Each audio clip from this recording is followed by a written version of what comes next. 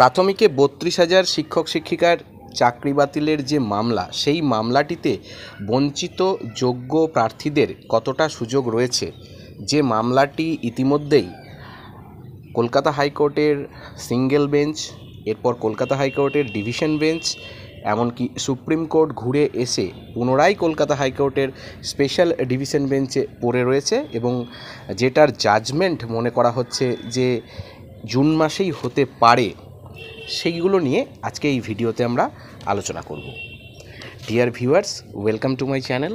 আপনারা যারা আমার চ্যানেলে নতুন, তারা অবশ্যই চ্যানেলটিকে সাবস্ক্রাইব করে পাশে থাকা বেল আইকনটা ক্লিক করে রাখবেন, যাতে এই ধরনের ভিডিও সবচেয়ে তাড়াতাড়ি আপনাদের কাছে পৌঁছে যায়। আমরা দেখেছি 2014 যে প্রাথমিক টেট, সেই টেট পরীক্ষা থেকে প্রথমে 42,949 জনকে কিন্তু রিক্রুট করা হয়েছিল প্রাথমিক শিক্ষা পর্ষদের দ্বারা, এবং তৎকালীন প্রাথমিক শিক্ষা পর্ষদের সভাপতি ছিলেন মানিক ভট্টাচার্য মহাশয়। তো এই 42,949 রিক্রুটমেন্টে এমন অনেক ক্যান্ডিডেট ইন্টারভিউ দিয়েছিলেন, যাদের ইন্টারভিউ তো ভালো হয়েছিলই, এমনকি যাদের মার্কস, ইন্টারভিউ বাদ দিয়ে যে মার্কস বা মেরিট দেখা যাচ্ছে, যারা ইন্টারভিউ দিয়ে চাকরি পেয়েছে সেই দুটো যোগ করেও সেটাকে ক্রস করে যাচ্ছে, অর্থাৎ তারা বঞ্চিত হয়েছেন, এমনটা তারা দাবি করছেন। যে কাট অফ মার্কস অনেকেরই বেশি যারা চাকরি পেয়েছে তাদের থেকে, যারা রাস্তায় রয়েছেন বা যারা চাকরিটা পাননি, অর্থাৎ বঞ্চিত যোগ্য যারা নিজেদেরকে মনে করছেন, এমনটাই তারা দাবি করছেন। এবারে এই 42,949 জন যাদেরকে রিক্রুট করা হয়েছিল 2017 সালে, তো প্রথম যে ফেজে রিক্রুটমেন্টটা হয়েছিল 11,000 সামথিং ক্যান্ডিডেটদের, এই 11,000 সামথিং ক্যান্ডিডেট ছিল কারা? যারা তৎকালীন ট্রেন্ড ক্যান্ডিডেট হিসেবে চাকরিটা পেয়েছিলেন, বাকিরা কিন্তু আনট্রেন্ড হিসেবে চাকরিটা পেয়েছিলেন। এবারে এই 11,000 সামথিং যে একটা ফিগার, এই ফিগারটা বাদ দিয়ে তাহলে আনট্রেন্ড পড়ে থাকছে 32,000। এই 32,000-এর উপরেই কিন্তু সিঙ্গেল বেঞ্চে যে রায়দানটা হয়েছিল তৎকালীন বিচারপতি জাস্টিস অভিজিৎ গাঙ্গুলির এজলাসে, উনি যে রায়দানটা দিয়েছিলেন যে এই 32,000 আনট্রেন্ড, অর্থাৎ প্রশিক্ষণহীন, তৎকালীন প্রশিক্ষণহীন, আবার বলছি, ওনারা প্রত্যেকেই কিন্তু বর্তমানে প্রশিক্ষণ প্রাপ্ত। তো এই 32,000 ক্যান্ডিডেটকে কিন্তু জাস্টিস অভিজিৎ গাঙ্গুলি তার রায়ে চাকরি থেকে বাতিল করেছিলেন। শুধু বাতিলই করেননি, রায়দানটা এমনই ছিল যে এদের 3 মাসের মধ্যে আবার রিপ্যানেল করতে হবে এবং এই রিপ্যানেল প্রক্রিয়ায় ইন্টারভিউ নিয়ে রিপ্যানেল করতে হবে, এমনটাই একটা রায়দান তিনি করেছিলেন। যাই হোক, সেই বিতর্কিত রায়দান নিয়ে আমরা কিছু এই ভিডিওতে আলোচনা করব না। তো এরপরে দেখা যায় যে এর সাথে আরও একটা জিনিস বলে রাখা ভালো, যে 5% অ্যাডিশনাল প্যানেল দেওয়ার যে কথা প্রাথমিক শিক্ষা পর্ষদ বা West Bengal board of primary এডুকেশনের ছিল, সেটাও কিন্তু WBBPEর তরফ থেকে 5% এই যে অ্যাডিশনাল প্যানেল, এটাও কিন্তু পাবলিশ করা হয়নি। তো এরপর আমরা আবার ফিরে যাই অভিজিৎ গাঙ্গুলির এজলাস থেকে, যে 32,000 প্যানেল বাতিলের যে মামলা, সেখানে তিনি রায়দান করলেন, যেটা আবার বলছি যে 3 মাসের মধ্যে ইন্টারভিউ নিয়ে রিপ্যানেল করতে হবে। এরপর এই মামলা চলে যায় কলকাতা হাইকোর্টের ডিভিশন বেঞ্চে, মাননীয় বিচারপতি সুব্রত তালুকদারের ডিভিশন বেঞ্চে।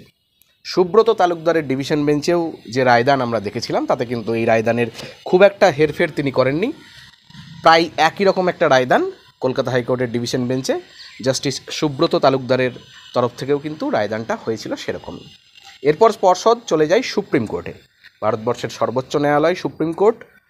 এই মামলার শুনানিতে সম্পূর্ণটা শোনার পর তারা কিন্তু পুনরায় কলকাতা হাইকোর্টের স্পেশাল ডিভিশন বেঞ্চে মামলাটিকে পাঠিয়ে দেয়, এবং কলকাতা হাইকোর্টের এই স্পেশাল ডিভিশন বেঞ্চের যিনি বিচারপতি, তিনি হচ্ছেন তপব্রত চক্রবর্তী, অর্থাৎ একটা সার্কুলার মোশনে জাস্টিস তপব্রত চক্রবর্তীর বেঞ্চে কিন্তু এই 32,000 প্যানেল বাতিলের যে মামলা, সেটা কিন্তু চলে এলো।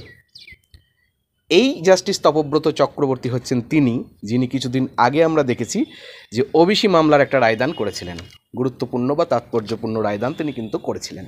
যে রায়দানে আমরা কি দেখেছিলাম, যে 11 সালের পর যে সমস্ত ফিল্ড থেকে ওবিসি সার্টিফিকেট যারা পেয়েছেন, সেই সমস্তটাকে কিন্তু তিনি বাতিল করেছেন। এই তপব্রত চক্রবর্তীর বেঞ্চে কিন্তু এই 32,000 যে মামলা প্রাথমিক শিক্ষক শিক্ষিকার চাকরি বাতিলের, সেই মামলাটা কিন্তু চলে আসে। এখন মনে করা হচ্ছে যে ভোট পর্ব তো শেষ, আমরা ইতিমধ্যেই গতকাল ভোটের রেজাল্ট পেয়ে গেছি। বেশ কয়েক মাস ধরে এই ভোট পর্ব চলল আমাদের রাজ্যে তথা আমাদের সমগ্র দেশে। তো এখন ভোট পর্ব মিটে গেছে, এখন মনে করা হচ্ছে যে ভোটের পর এই জুন মাসেই, অর্থাৎ চলতি মাসেই কিন্তু এই জাজমেন্ট বা চূড়ান্ত জাজমেন্ট কিন্তু আসতে পারে তপব্রত বেঞ্চের থেকে। এখন আইনজীবী মহলের একটা অংশ মনে করছে যে পিটিশনারদের পক্ষ থেকে যদি সঠিক ডকুমেন্ট বা সঠিকভাবে যদি সওয়াল জবাব করা হয় উকিলের দ্বারা, তাহলে কিন্তু এই মামলায় পিটিশনারদের জয়লাভ সময়ের অপেক্ষা মাত্র। আবার অন্যদিকে ভারতবর্ষের যে বিচার ব্যবস্থার সিনারিও, সেই সিনারিওর নিরিখে বলতে গেলে যেটা বলতে হয়, আমরা এসএসসির ক্ষেত্রেও দেখেছি যে সুপ্রিম কোর্টে গিয়ে পুনরায় সেই কেস আবার হাইকোর্টের স্পেশাল ডিভিশন বেঞ্চে এলো। হাইকোর্টের স্পেশাল ডিভিশন বেঞ্চ থেকে জাস্টিস দেবাংশু বসাক এবং সব্বর রশিদির বেঞ্চ 17টা ইস্যুতে সেই প্যানেল বাতিল করলেন। আবার সেই একই মামলা চলে গেল আবার সুপ্রিম কোর্টে, সেখানে চিফ জাস্টিস বসে সেই মামলা শুনছেন। তা এই প্রক্রিয়া যে একটা আনস্টপেবল, আনফিনিশেবল যে একটা মোশন ভারতের বিচার ব্যবস্থায় রয়েছে, যে চলতেই থাকে দিনের পর দিন, মাসের পর মাস, একটা হচ্ছে তো এটা না হয়ে আরেকটা।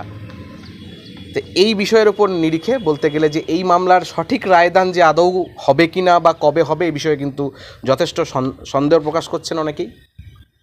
এবং আমরা এও জানি যে যাদের চাকরি অলরেডি হয়ে গেছে তাদের চাকরি যায় না, এটা একটা প্রবাদ বা প্রবচন আছে।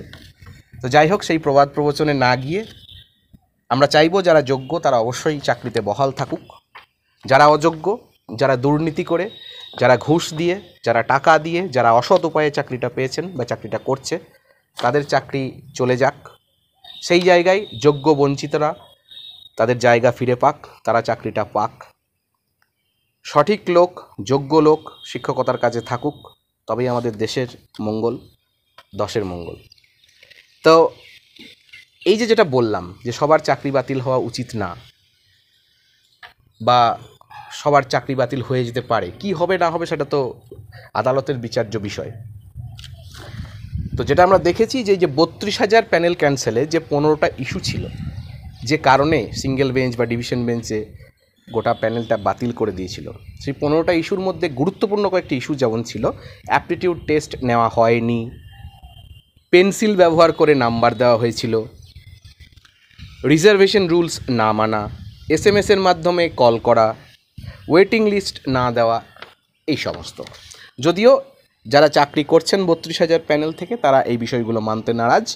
তাদের দাবি যে অ্যাপটিটিউড টেস্ট হয়েছিল, পেন্সিলে নম্বর দিয়েছেন কি দেননি, স্কেচ পেনে দিয়েছেন নাকি কলমে দিয়েছেন নাকি ফাউন্টেন পেনে দিয়েছেন, এটা দেখা ক্যান্ডিডেটদের বিষয় নয়। ওয়েটিং লিস্ট দেবে কি না দেবে সেটা পর্ষদের বিষয়। সর্বোপরি যেটা বলার যে পর্ষদের ভুলে যোগ্য প্রার্থীদের কেন চাকরি যাবে, এই প্রশ্নটাও কিন্তু অনেকে করছেন। পর্ষদের ভুলেও যোগ্য প্রার্থীদের চাকরি যাওয়া উচিত না। এই 32,000-এর মধ্যে যদি একজনও কেউ যোগ্য থেকে থাকে তারও কিন্তু চাকরিটা যাওয়া উচিত না, সেই ভুল যদি পর্ষদের তরফ থেকে হয়ে থাকে। এবার ঠিক একই রকমভাবে যে এসএসসির ক্ষেত্রে আমরা দেখেছি যে দেবাংশু বসাক এবং সব্বর রশিদি স্পেশাল বেঞ্চ থেকে যে 17টা পয়েন্ট খুঁজে পেয়েছিলেন, ঠিক সেরকমই কিন্তু প্রাথমিকের 32,000-এর ক্ষেত্রে 15টা পয়েন্ট কিন্তু রয়েছে। এবারে সেই একই প্রশ্ন যে পিটিশনারদের পক্ষ থেকে যদি সঠিক তথ্য, সঠিক সওয়াল জবাব যদি হয়, তাহলে কিন্তু 32,000-এর প্যানেল যে বিপাকে রয়েছে একটা প্রশ্নচিহ্নের মুখে দাঁড়িয়ে, এটা কিন্তু বলার অপেক্ষা রাখে না। তবে এ সম্পর্কে আবারও বলছি যে একজন যোগ্য ক্যান্ডিডেটেরও যেন চাকরি না যায়, যোগ্যরা তাদের জায়গা ফিরে পাক, বঞ্চিতরা তাদের জায়গা ফিরে পাক, কিন্তু সেই জায়গাটা যেন কোনো যোগ্যকে বাদ দিয়ে যেন না হয়। অযোগ্যরা তাদের চাকরি থাকলো আর গেল, তা নিয়ে কারোর কোনো মাথা ব্যথা নেই।